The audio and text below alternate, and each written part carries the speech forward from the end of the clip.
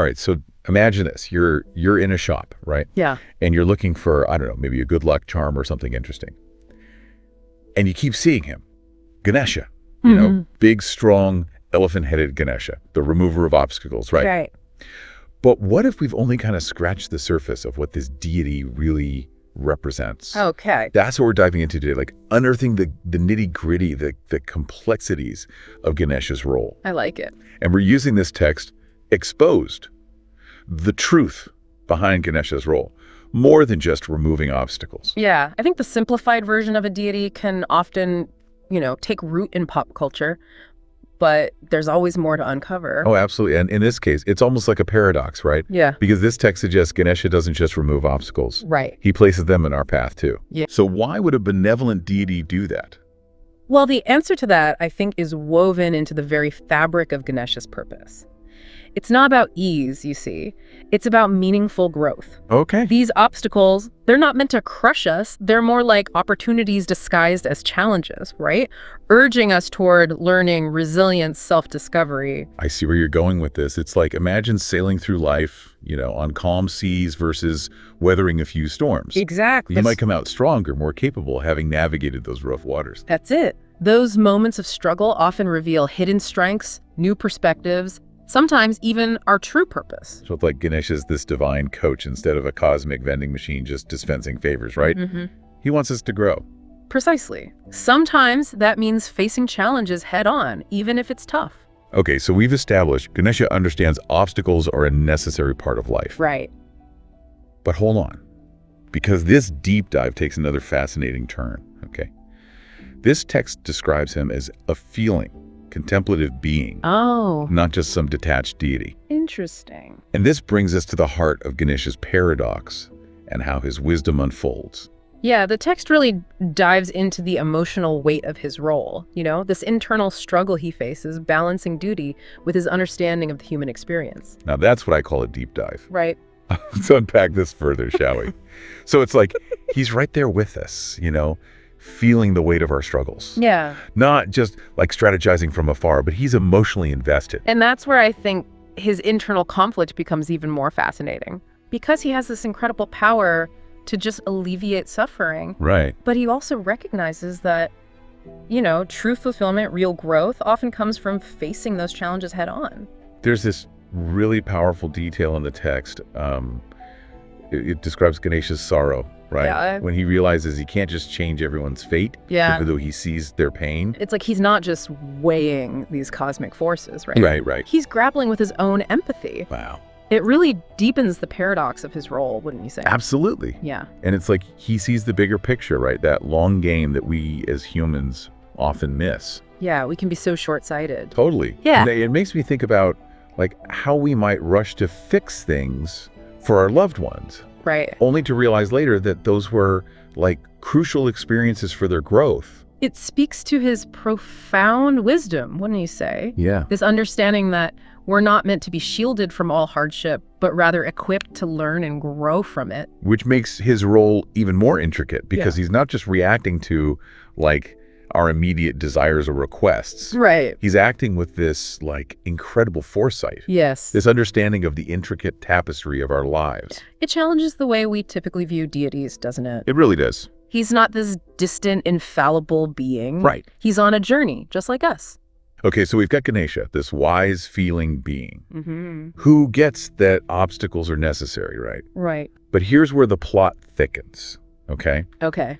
He doesn't stay stuck in this place of conflict, right? Okay. According to the text, he evolves. Okay. He finds a way to navigate the tension between removing obstacles and letting them stand. Wow. So how does he do it? What's his approach? That's the beauty of Ganesha's journey. He doesn't, he doesn't become paralyzed by the complexity of his role. Okay. He rises to meet it. Okay. He moves beyond just the binary, of simply remove or place, and starts focusing on the timing and intention behind each obstacle. So it's not about labeling obstacles inherently good or bad. It's more about understanding their purpose. Yes. In our own individual journeys, right? Like there's a method to his, divine choices. Exactly. He becomes less of a problem solver and more of a, like, divine mentor. Okay. He's asking, what is the soul here to learn? So, wow. What challenges will help them step into their full potential? It's like, he's a master strategist. Mm-hmm. Carefully placing stepping stones along our path. Yeah. Even if they, look like roadblocks at first. Yes. And that's where I think our perspective as individuals comes into play. Okay. Because Ganesha isn't dictating our lives. Right. He's offering opportunities for growth disguised as challenges. Okay. The question becomes, how do we approach those challenges? Right. It's easy to get caught up in, like, wanting obstacles removed right away. Yeah. But maybe that's not always what's best, right? For, like, our development as people. Precisely.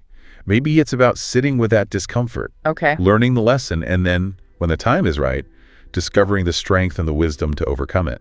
Totally changes how we can look at the challenges in our own lives, right? Yeah. Instead of just thinking, why me? Yeah. It becomes more about, what am I meant to learn from this?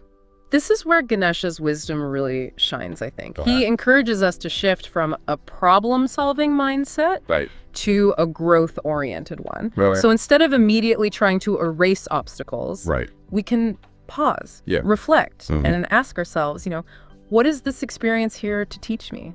It's a good reminder that even when things feel really difficult, Yeah. there's this like larger purpose at play, Yes. pushing us towards, our highest good, I guess you could say. And here's another layer of complexity that's revealed in the text Okay. that adds such depth to Ganesha's character. Okay. Despite being a god, he isn't perfect. Okay. He makes mistakes, feels regret, and he's constantly learning and evolving. A god making mistakes. I know, right? That's kind of a new concept. Right. Tell me more. Well, the text actually describes moments where Ganesha reflects on his actions Okay. and wonders if he could have done things differently, Wow. He feels a sense of responsibility for the outcomes, Okay. even when they're not ideal. So even with all his wisdom and power, right, Yes. he experiences like very human emotions, doubt, regret. He does. That's incredibly humbling. It is, isn't it? Yeah. And it makes him so much more relatable, don't you think? Yeah. He's not this untouchable, infallible being. Right. He's on a journey of self-discovery, just like us, which I think is a profound takeaway from all of this. It really challenges how we often view deities, right? It does. Instead of putting them on a pedestal, assuming they have it all figured out, Right.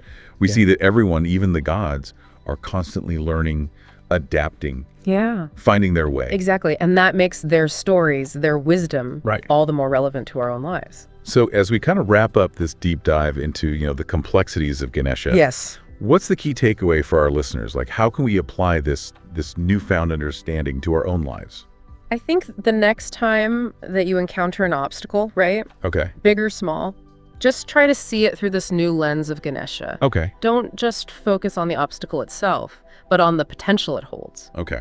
Okay. What might you learn from this? Right. How might it shape you, guide you, even if it's difficult right now? It's about trusting that within every challenge lies an opportunity. Yes. A chance to, step more fully into who we're meant to be. Love that. Maybe those mistakes that we make along the way, right? Yeah. We're just Ganesha, nudging us in the right direction, Could be.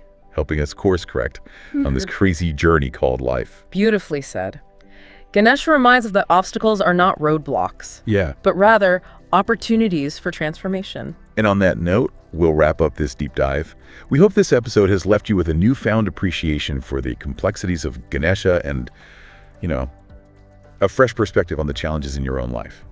Until next time, keep exploring, keep asking questions, and remember, sometimes the greatest growth comes from the toughest obstacles. Yeah.